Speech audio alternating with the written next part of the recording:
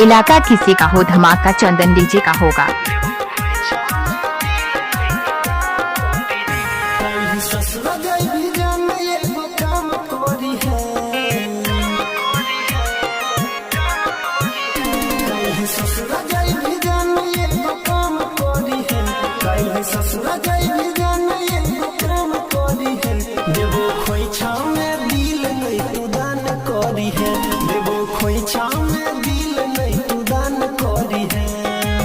इलाका किसी का हो धमाका डीजे चंदन मुकेश का होगा।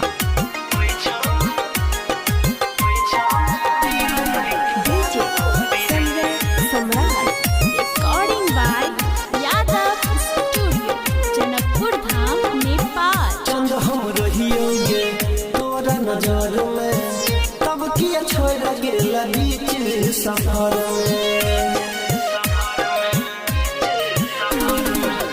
चंद हम रहियोगे तोरा नजर में, तब किया छोड़ गेला बीच सफर में।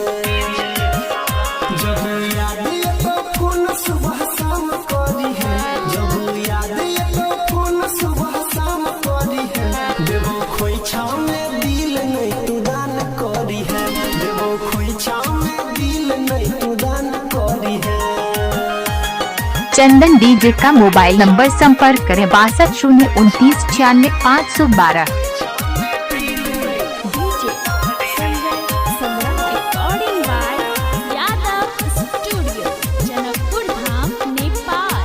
साथ बितल दिन गई याद सफेद, दिल के दिया में तेल के जरे।